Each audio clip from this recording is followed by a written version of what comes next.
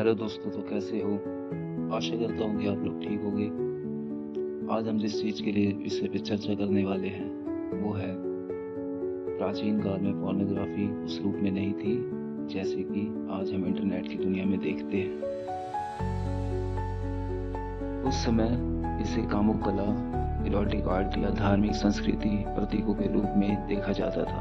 इसकी शुरुआत और विकास को हम निम्नलिखित मुख्य ऐतिहासिक कालखंडों में समझ सकते हैं। प्रागैतिहासिक काल में हिस्टोरिक एरा, गुफा के चित्रों और मूर्तियों।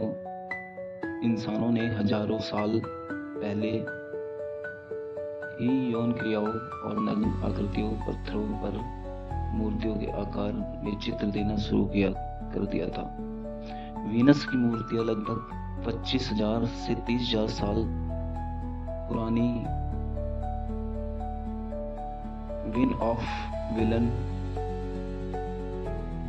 डार्क जैसी मूर्तियां मिली है, जिसमें महिलाओं के शरीर के अंगों को काफी उभार कर दिखाया गया है।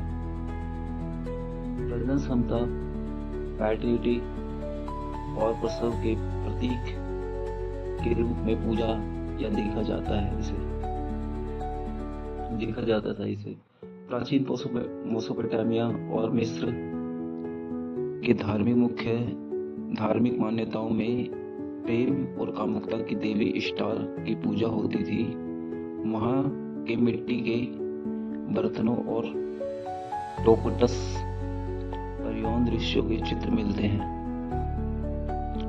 मिस्र के पैपिरस, ट्यूरिन इरोटिक पैपिरस, लगभग 150 ईसा पूर्व दुनिया का पहला कामुक दस्तावेज या कॉमिक या स्ट्रिप माना जाता है, जिसमें विभिन्न कामुक मुद्राओं को दर्शाया गया था। प्राचीन ग्रीस और रोम में पोर्नोग्राफी शब्द की उत्पत्ति पोर्नोग्राफी शब्द, जिसका मूल रूप से ग्रीक भाषा के ओन यानी वेश्या, प्रोस्टिट्यूट और ग्राफिन यानी कि लिखना यानी कि एवं चित्रित करना से मिलकर बना है। इसका शुरुआती मतलब वेश्याओं के जीवन या उनके काम के बारे में लिखना होता था।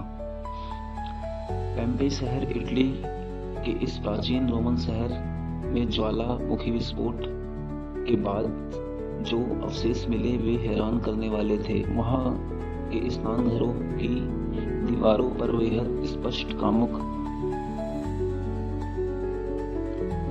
चित्र यानी कि फॉर्गस बने हुए थे, जो उसमें यौन संस्कृति की सामान्य स्वीकृति को दर्शाते थे, स्वीकार्यता को दर्शाते थे। प्राचीन भारत में कामसूत्र 4वीं शताब्दी के आसपास महर्षि वात्स्यायन ने कामसूत्र ग्रंथ की रचना की। यह केवल यौन आसनों की किताब नहीं थी, बल्कि इसे मानवीय संबंधों, प्रेम और सुखी जीवन जीने की कला के एक वैज्ञानिक और दार्शनिक दस्तावेज के रूप में लिखा गया था।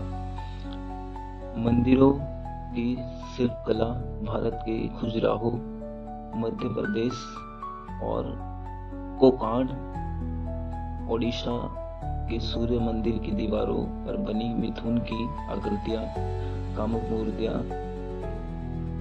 इसका सबसे बड़ा उदाहरण है।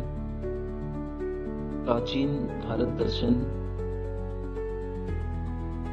में काम को जीवन के 4 मुख्य पुरुषार्थों में माना जाता था, जिसका मतलब होता है धर्म, अर्थ, काम, मोक्ष में से एक माना गया था। इसलिए हमें हे दृष्टि से नहीं देखा जाता था। हम इसे हे दृष्टि से नहीं देख सकते थे।